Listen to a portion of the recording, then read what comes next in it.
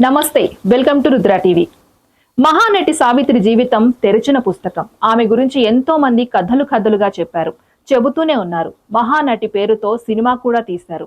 ఆమె ఎలా సినిమాల్లోకి వచ్చింది, ఎలా ఎదిగింది, ఎలా రాజ వైభవం చూసింది, ఎలా డౌన్ అయింది, చివరికి ఎలా విషాదవంతంగా ఆమె జీవితం ముగిసిందనేది అందరికీ తెలిసిందే.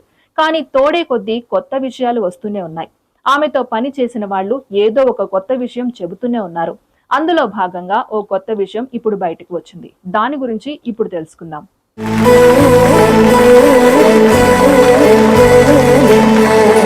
మహానటి సావిత్రికి ఎంత ప్రతిభ ఉందో అంతే ఇన్నోసెంట్ కూడా. గుడ్డిగా అందరిని నమ్మే తత్వం ఆమె జీవితాన్ని తలక్రిందులు చేసింది.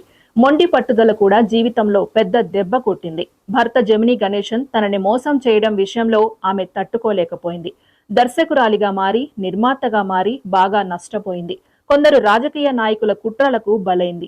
మొత్తంగా తన జీవితం విషాదంగా ముగిసింది. అయితే సావిత్రి చివరి రోజుల్లో తన చివరి కోరిక కోరుకుందట. ఓ జర్నలిస్ట్ ఆ విషయాన్ని బయటపెట్టాడు. అప్పట్లో సీనియర్ జర్నలిస్ట్ గా ఉన్న నందగోపాల్ ఈ విషయాన్ని వెల్లడించారు. సావిత్రి చివరి రోజుల్లో తాను చనిపోతే సమాధిపై ఏం రాయాలో ఆమె ముందే చెప్పారట. మరి ఆమె ఏం చెప్పిందనేది చూస్తే మరణంలోనూ జీవితంలోనూ ఒక మహోన్నతమైన తార ఇక్కడ శాశ్వత విశ్రాంతిని పొందుతుంది. ఇక్కడికి ఎవరు వచ్చినా సానుభూతితో కన్నీళ్లని విడవనక్కర్లేదు. ఈ సమాజంలో ఎవరు కూడా హీనంగా చూడకుండా మరణం లేని ఈ సమాధిలో నిద్రిస్తున్న మహా ప్రతిభకి చిహ్నంగా ఒక పూలమాలని ఉంచండి. ఇదే నాకు మీరిచ్చే గౌరవం అని సావిత్రి కోరుకున్నారట. మరి అది సావిత్రి సమాధిపై రాశారా లేదా అనేది తెలియదు. కానీ ఆమె చివరి కోరిక ఇదే అని సీనియర్ జర్నలిస్ట్ నందగోపాల్ చెప్పినట్లుగా ఓ వార్త ప్రచారమవుతుంది. ఇందులో నిజమెంత అనేది తెలియాల్సి ఉంది.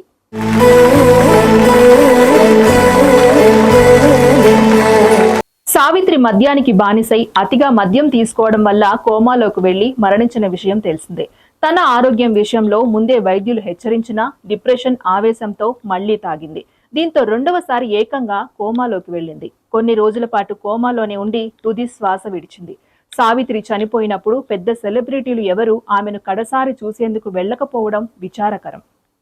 ఇది ఇవాల్టి update. Keep watching Rudra TV.